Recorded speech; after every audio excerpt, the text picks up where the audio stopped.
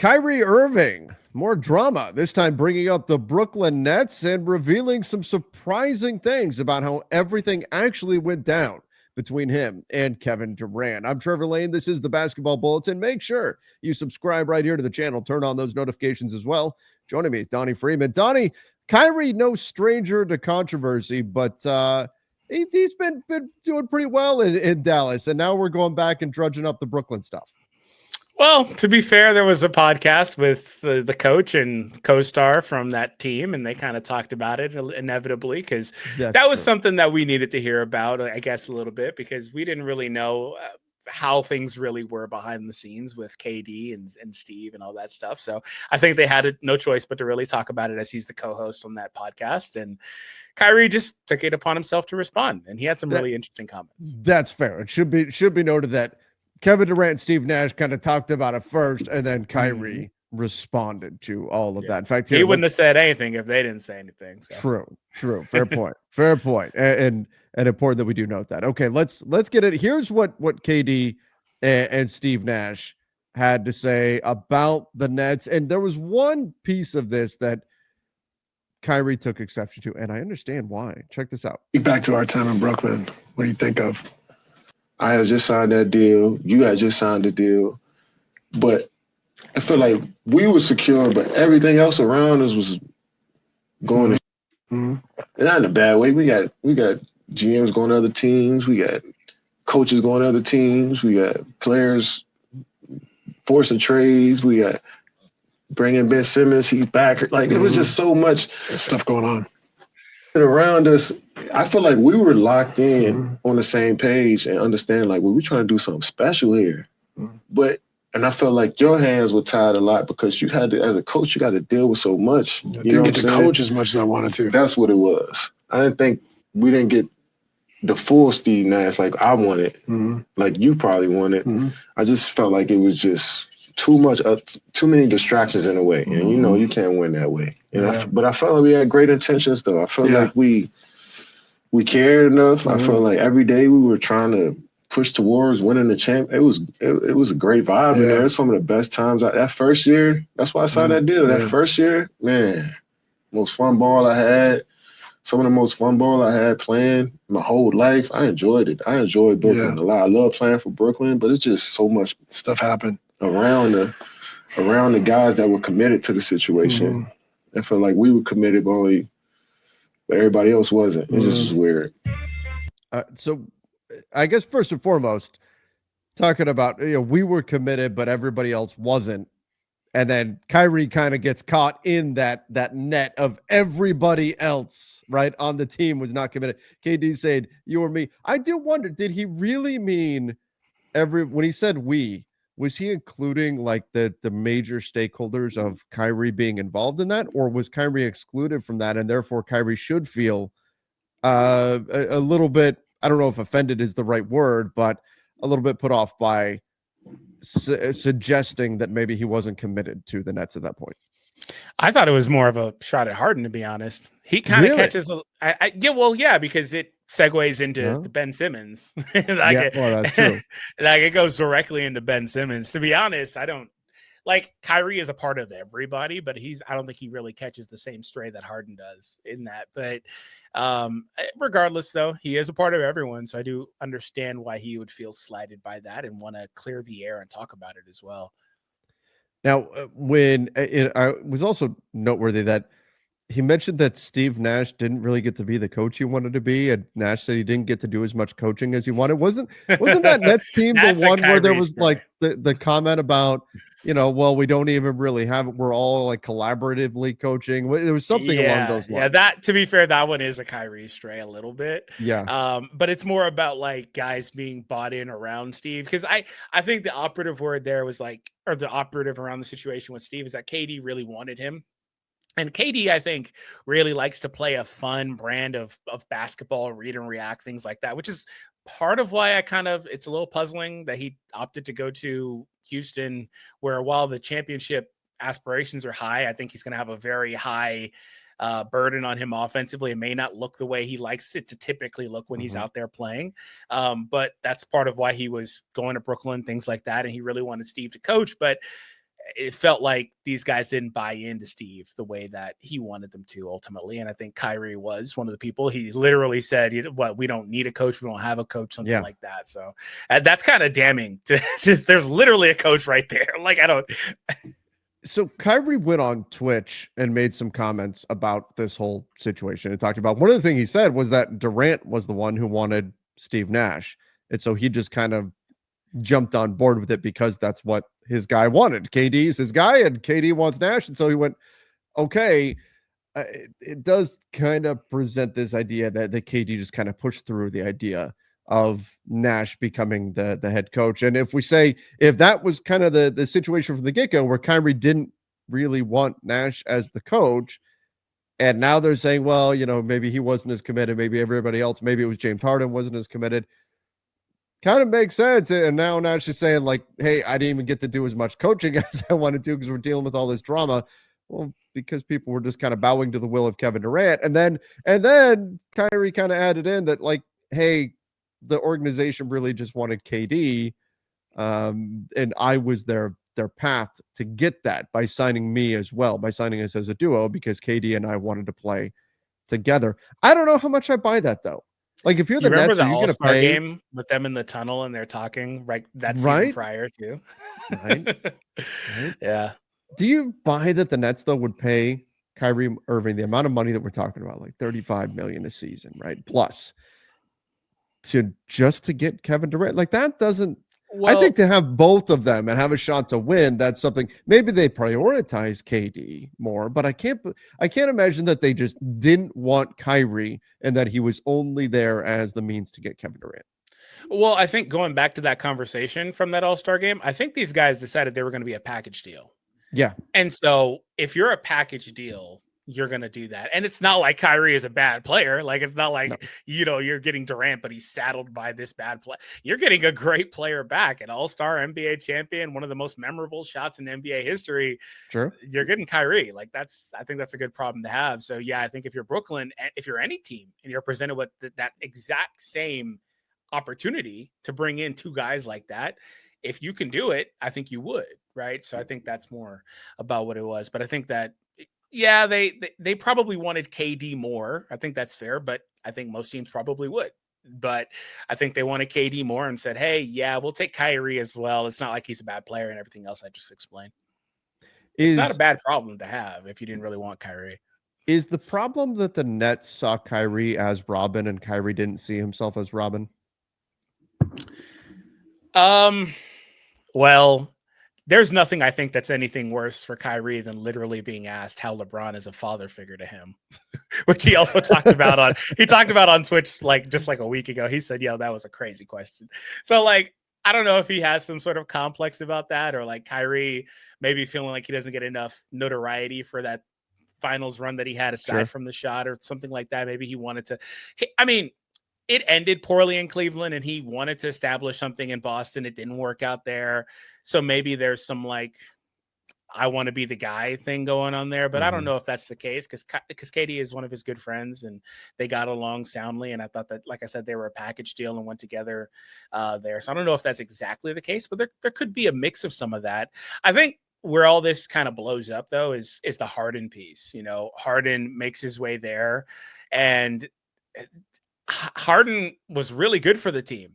Kyrie told him, hey, you're the point guard of this team. You're going to be the guy really doing things. And Kyrie's like, I'm going to play off you. And that team was really, I thought, synergistic. And it was something that was questionable. Like, how are these guys going to operate together? There's only one basketball. We've heard that a lot of times. Sure. Yeah. And I thought that it worked out pretty well, but that all kind of blew up ultimately because Harden ultimately wanted to trade. So. And Harden was awful. I'll never forget the final game of Harden with Houston, right? I mean, we talk about guys who weren't really playing hard. Though. Like, we talk about Vince Carter with Toronto. Like, James Harden, my God. That was fat suit Harden, remember? That was fat suit Harden. That's fat suit Harden. He looked like he did not care to be on the floor at all. I think he was going at 40%. And yeah, he put on weight and everything. Like, he made it clear he wanted out of Houston, but he wanted to go to Brooklyn.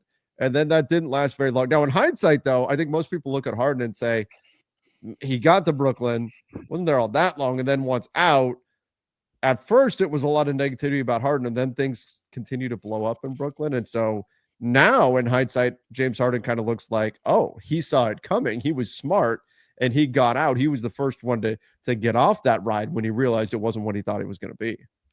Yeah. And then, but since then, Harden's kind of bounced a couple of times as well, had other situations kind of pop up. So he's not like he's been without drama, the last handful of years.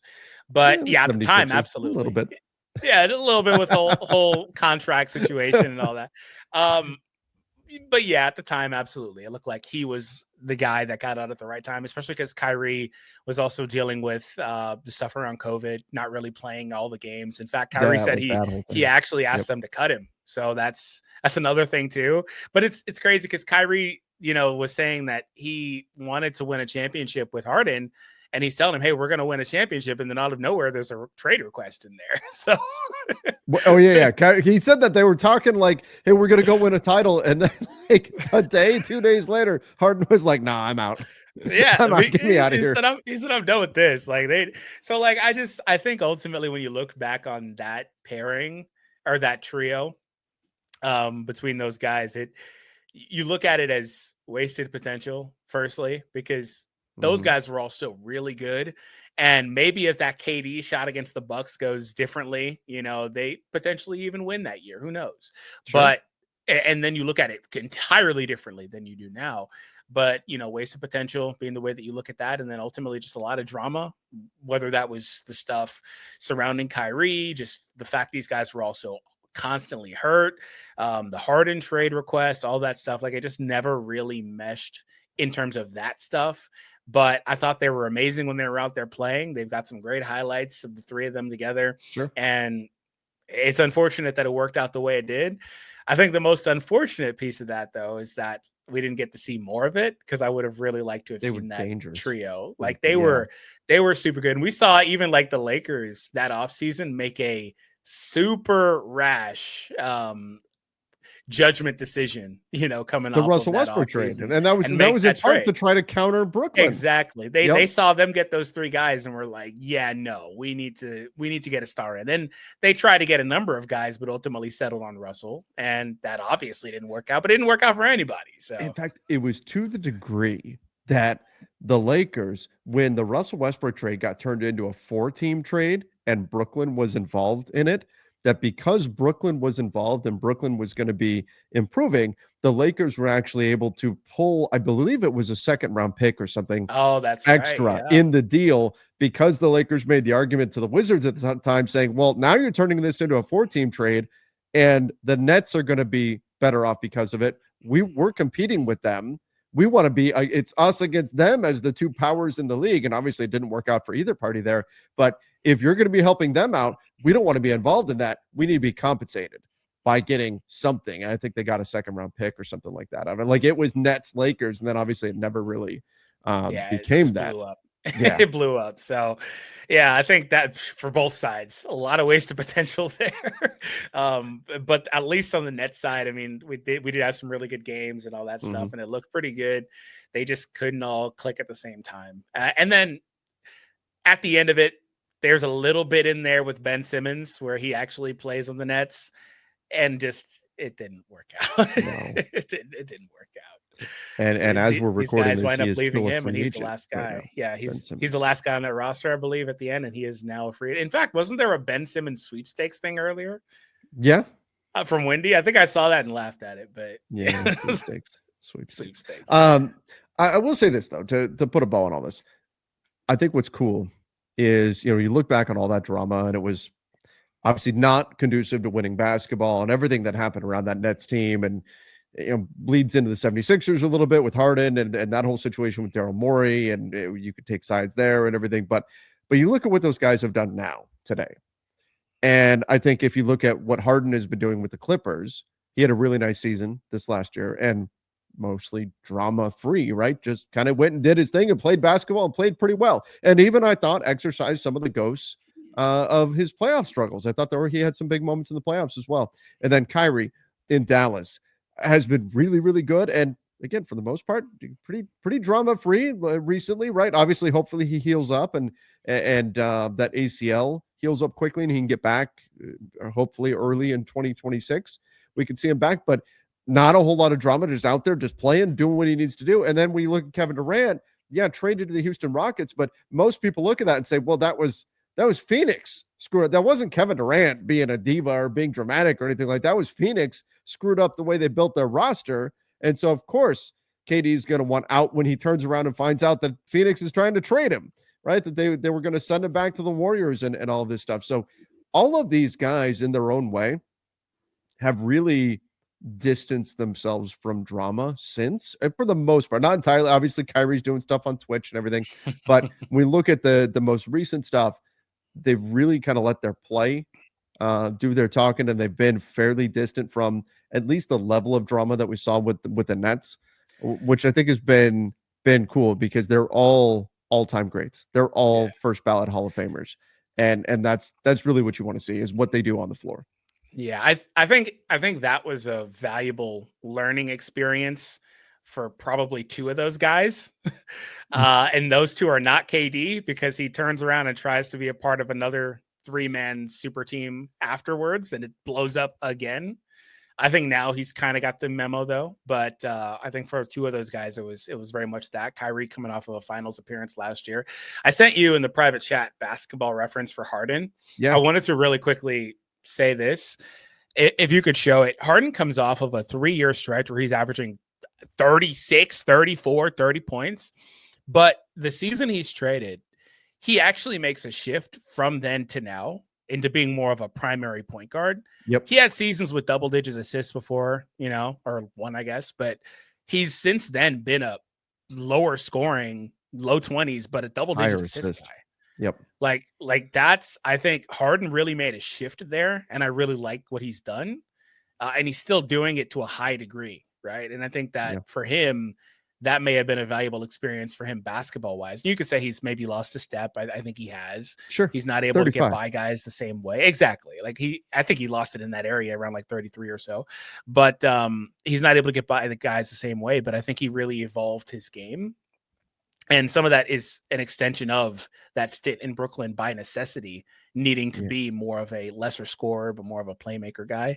And I think that was a good experience for him as well. So for some of these guys, and like I said, I think KD, I don't want to downplay him too much, but I think for these guys, I think that was all a learning experience. Yep. And now, of course, we'll see if they continue to go back and forth on what really happened in Brooklyn. But all three guys in really great situations, of course, all three in the Western Conference, but all in great situations right now. When you look at Kyrie with his Mavs squad, Kevin Durant with the Rockets, and James Harden with the Clippers, I mean, wouldn't be out of the question for these guys to potentially meet up with each other in the postseason, and that would sure be a lot of fun. Oh, man, a Dallas-Houston matchup would be spicy. Yes, and you don't even have to travel. That'd be spicy, man. That would be a good one. All right, everybody, give us your thoughts in the comments down below. Should Kyrie be offended in any way by KD's comments? And what about what Kyrie revealed about how he felt about the Nets? Was all of that warranted, the way the Nets acted in that situation and the way Kyrie felt in that situation? Give us your thoughts on the entire story in the comments down below. Don't forget to subscribe right here to the channel. Till next time, see ya and stay safe.